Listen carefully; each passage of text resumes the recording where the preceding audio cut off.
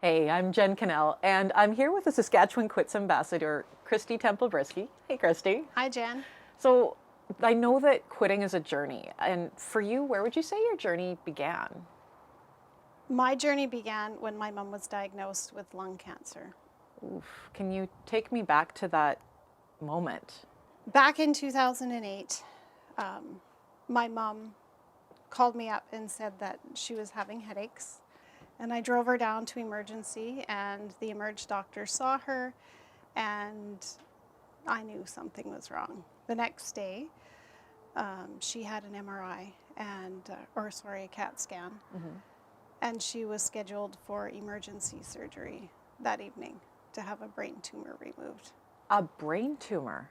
Yes. So she goes in, has the surgery. Take me to waiting there. What was going on for you? Well, we didn't really know what was going on. She had the tumor removed, and the next day she was in ICU, so the family was there. And the doctor came in and told us that the brain tumor was a secondary tumor to her lung cancer. And after the doctor left, I stood up in front of my entire family, my dad, my siblings, my grandparents, and I just said, that's it, I quit smoking. So I went outside and called my husband on the phone and said, my mom's got lung cancer. I just quit smoking, and so did you. And I took my cigarettes and I threw them in the garbage at RUH, and that was it. It was over. So you went cold turkey. Yes.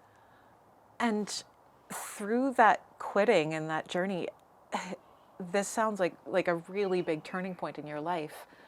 How hard was it? It was actually, the hardest part was dealing with my mom's diagnosis. The smoking was secondary to me because it was just, for me, it was like a relationship that had ended. That smoking was sort of a relationship that I just knew it was over. After all of this happened, and after your mom's passing, I'm so sorry, Kristie. Thank you. What were the signs that your quitting journey was sticking? That you kind of realized, okay, I'm not actually a person who smokes anymore. You know what? I think when I quit, when I professed it to my family, it was over. It was over. And when I really realized I was a non-smoker was booking a trip to Vegas, which is full of smoking, booking a non-smoking room, being around all the smokers in the casinos and not wanting it at all. What is it like being on the other side now, having sort of been on that journey and moving through it? I think it's just refreshing. It's not having that monkey on your back. It's not having to worry about, do I have enough cigarettes for tomorrow?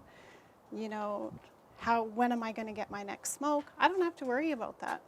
Wow. And for your friends and family and people who've been along with you, what have they noticed? Even your husband, who you made him quit the same day you did. What comments have they made throughout this journey for you? Well, it's funny because I talked to my husband about this, and it's sort of like getting married, right? You stand in front of your family and friends and everybody that you love, and you tell everybody how much you love your husband. So for me, it was like getting up, telling everybody, I just quit smoking, and now you have to do it. You got to follow through, right? Yeah, you can't back down. That's right. Yeah. Well, I'm really, really happy to hear that it's worked out so well for you, and we're really lucky to have you as a Saskatchewan Quits ambassador. Thank you. Thank you. That's Kristie Temple-Brisky. You know her. She's a Saskatchewan Quits ambassador. And we'd love to hear why you have started on your journey. You can go ahead and leave that in the comments. And yeah, whether it's that one less cigarette a day or going cold turkey like Kristie did, we would just like you to know that Kristie's there for you, and so is the Saskatchewan Lung Association. So good luck on your journey.